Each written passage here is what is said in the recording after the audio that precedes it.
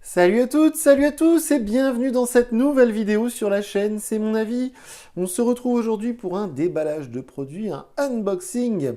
Et comme vous pouvez le voir, aujourd'hui on va déballer le tout nouveau Samsung Galaxy A54. C'est sorti il y a quoi? Il y a 10 jours même pas. C'est un smartphone qui est proposé à 499 €, donc ça commence à être là un gros budget, on est vers les 500 € quand même. On a, comme d'habitude, j'ai envie de dire, sur ce segment, beaucoup de concurrence. Quand on a 500 € de budget, il y a l'embarras du choix. Par contre, Samsung, comme d'habitude aussi, est presque le premier à sortir son smartphone dans ce segment de prix. Il y a aussi Xiaomi qui a sorti le Xiaomi 13 Lite. On attend aussi les concurrents de chez Oppo, Vivo. Il y aura peut-être aussi du OnePlus qui va sortir dans ces tarifs-là bientôt. Peut-être aussi du Honor. Donc voilà. Le Samsung A54, c'était la suite logique pour nous sur la chaîne parce qu'on a déjà testé le A14, le A34, donc il fallait tester le A54. Alors, on va tout de suite le déballer. Si vous nous suivez sur les réseaux sociaux, c'est vous qui avez choisi ce téléphone puisque pour ce début avril, on avait le choix entre le Xiaomi 13 Lite, qu'on testera d'ici quelques jours quand même malgré tout, et le A54. On avait fait un petit sondage et c'est le A54 qui est sorti gagnant. Alors pour les déballages, chez Samsung, malheureusement, il n'y a pas grand-chose à se mettre sous la dent, puisqu'il y a quasiment plus d'accessoires fournis, il n'y a plus rien fourni avec les téléphones chez Samsung, ils se la jouent un peu à la Apple. Et on est toujours obligé de couper la vidéo, ça va être le cas aussi aujourd'hui, parce que chez Samsung, pour mettre en route un téléphone, il faut une carte SIM ou un Wi-Fi, alors que sur tous les autres smartphones Android, on peut aller jusqu'à l'écran d'accueil, même si on n'a pas inséré une carte SIM, et même si on n'a pas de réseau Wi-Fi sous la main. Alors, dans la boîte, voyons voir, ici, comme d'habitude, le petit outil pour le tiroir SIM. Dans la petite pochette, qu'est-ce qu'on va avoir de beau? Alors, j'aurais peut-être dû l'ouvrir par l'autre côté, d'ailleurs, c'est peut-être plus logique. Voilà, alors, les petites notices, comme d'hab. Voilà, le câble USB-C vers USB-C. Alors comme d'habitude, sous la vidéo, je vais vous mettre le lien vers un chargeur Ugreen. C'est une marque que j'utilise depuis des années. C'est sur Amazon et un chargeur 30 watts USB-C. Parce que le téléphone ne prend pas plus de 25 watts à la recharge et ça va être un gros problème. Parce qu'à 500 €, ne pas proposer plus de 25 watts en recharge, c'est absolument intolérable, c'est inadmissible. Mais bon, je pense et j'ose espérer que ça va être le seul défaut de ce téléphone. Alors, vous voyez dans la boîte, il n'y a rien d'autre du tout. Le smartphone, malheureusement, j'ai été obligé de le prendre en noir. Vous me connaissez, j'adore les téléphones en couleur, mais vous me connaissez, j'aime les avoir le plus vite possible. Et pour l'avoir aujourd'hui maintenant, je l'ai acheté chez les boulangers celui-ci. Eh bien, il n'y avait que le noir de dispo. Si on voulait le magnifique lavande, il y a un lavande, un violet lavande qui est superbe. Il y a aussi un vert, eh bien, il fallait attendre 10 jours. Donc du coup, j'ai dit tant pis, je le prends tout de suite. Alors, à Darty, c'était plus rapide, mais j'avais un chèque fidélité chez Boulanger, donc c'est pour ça que j'étais chez Boulanger. Alors, on voit tout de suite la différence de design par rapport, c'était lequel? C'était le A34 et le A14, qui n'étaient pas du tout en vert. Là, il y a un magnifique dos en vert. Alors, c'est drôle parce que moi, j'ai adoré le Redmi Note 12 Pro il y a quelques jours, et c'est exactement pareil, une vitre en verre effet miroir, vous me voyez là, coucou. Donc c'est très très beau, alors là ça c'est chouette, ça me plaît. Donc la nouvelle identité de chez Samsung avec les 3 capteurs. On a un capteur principal de 50 mégapixels avec une stabilisation optique, donc j'ose espérer que les photos seront magnifiques. Et puis évidemment de l'ultra grand angle, tout ça je vais tester. Alors, comme d'habitude sur les smartphones Samsung, il y a déjà un emballage plastique, alors que tous les concurrents sont passés en papier. Et on a toujours cette petite protection, j'ai jamais compris pourquoi, c'est les seuls à faire ça. Même si vous achetez un iPhone 14 Pro Max à 1500 €, vous n'avez pas des petites protections plastiques comme ça. C'est très étrange. Samsung, ils continuent de faire à leur manière. C'est les seuls où il faut mettre un réseau Wi-Fi pour allumer le téléphone et c'est les seuls où il y a encore une protection plastique autour du téléphone. Bon, c'est pas grave.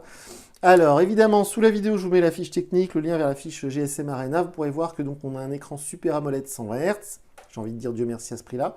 Malheureusement, je devine que les bords ne sont pas symétriques à 500 €, c'est un peu dommage. On a un capteur selfie de 32 mégapixels, ça c'est énorme. Alors, vous voyez, le tiroir SIM, il est en haut, avec le petit trou pour le micro d'ambiance. Ici, le bouton volume, le bouton power. Dieu merci, par contre, à ce prix-là, le lecteur d'empreinte, il est sous l'écran. On a donc la prise USB-C, le micro principal, le haut-parleur. Vous verrez qu'on en reparlera dans la vidéo de test, mais il y avait deux. Il y a un haut-parleur stéréo, hein, donc il y a aussi un haut-parleur en haut. Et sur cette tranche, du coup, il n'y a rien. Il n'y a ni tiroir SIM, ni bouton, il n'y a rien du tout. Donc on va allumer le téléphone, on va aller ensemble jusqu'à l'écran d'accueil. Alors évidemment, c'est Android 13, hein, ça heureusement. On a l'excellente interface One UI 5, que je commence à fortement apprécier. Et comme je vous le disais il y a un instant, on va être obligé de couper à un moment, mais ça, c'est pas très grave. Le téléphone, on est quand même à plus de 200 grammes, on a 202 grammes de mémoire. Heureusement, il est étanche, on est en IP67, hein, ça, il n'y a pas de souci. Les deux vitres avant et arrière sont traitées Gorilla Glass 5, donc résistantes aux rayures. Alors, on va commencer la configuration du téléphone. Voyons voir. Français de France, monsieur. Oui, j'accepte. Suivant. Voilà, ça, on s'en fiche. Ignorer. Et voilà. Quand on cherche à ignorer, il nous dit non, il me faut du Wi-Fi. Et là, quand je vais mettre le réseau Wi-Fi, je sais ce qui va se passer. Il va télécharger une micro-mise à jour, pas une mise à jour Android, hein, et puis il va redémarrer. Donc, pour ne pas vous faire perdre votre temps, je vais couper la vidéo et on se retrouve tout de suite. Ça y est, donc le téléphone est en train de redémarrer. Alors, j'ai oublié de vous préciser que sur ce Samsung Galaxy A54, bien évidemment, il y a la 5G, hein, je ne vais pas le préciser à chaque fois, à 499 €, heureusement, il y a la 5G. On a un processeur Exynos. On a 6 Go de mémoire vive, là, j'ai pris la version la moins chère, 128 Go de stockage, 6 Go de mémoire vive. Et donc, on a un processeur Exynos. Alors, pour celles et ceux qui ne le savent pas, en fait, c'est les processeurs made in Samsung. Samsung, ils ont voulu faire comme chez Apple. Apple, ils font les puces bioniques depuis quelques années. Et donc, ils développent leur propre chipset, comme on appelle ça. Et donc, chez Samsung, depuis quelques années, ils ont relancé la machine Exynos, qu'ils avaient coupée, parce que vous remontez au Galaxy S1, S2, c'était Exynos, c'était leur propre processeur. Puis après, ils ont arrêté. Et là, ils ont repris. Donc, c'est du Exynos, c'est pas du MediaTek, c'est pas du Qualcomm Snapdragon. Alors, tout ça, c'est l'architecture ARM, donc ça change pas grand-chose. Mais au niveau des performances, évidemment, comme d'habitude, je vais faire mes petits tests avec mon application Geekbench. Il y a l'un d'entre vous sur les réseaux qui m'a suggéré d'utiliser Antutu, mais en fait, les chiffres Antutu, ils sont très faciles à trouver, puisque sur GSM Arena, le truc que je vous mets sous les vidéos à chaque fois, il y a en bas de la fiche technique, il y a toujours les résultats Antutu. Donc ça, c'est plutôt facile à trouver. Alors, on va faire ne pas copier. Alors, voilà, vérification des informations. Ce qui est drôle, c'est quand il redémarre, là, le truc obligatoire que je coupe la vidéo, là, avec la connexion Wi-Fi, à chaque fois, il est marqué configuration de l'opérateur. Mais c'est vraiment du foutage de gueule, pardon pour l'expression, mais il n'y a pas de carte SIM. Donc, il ne sait pas quel opérateur je vais utiliser. Donc, c'est bidon cette raison de redémarrer le téléphone, soi-disant, pour configurer l'opérateur. Donc, je ne sais pas pourquoi Samsung continuait à être le seul à faire ça.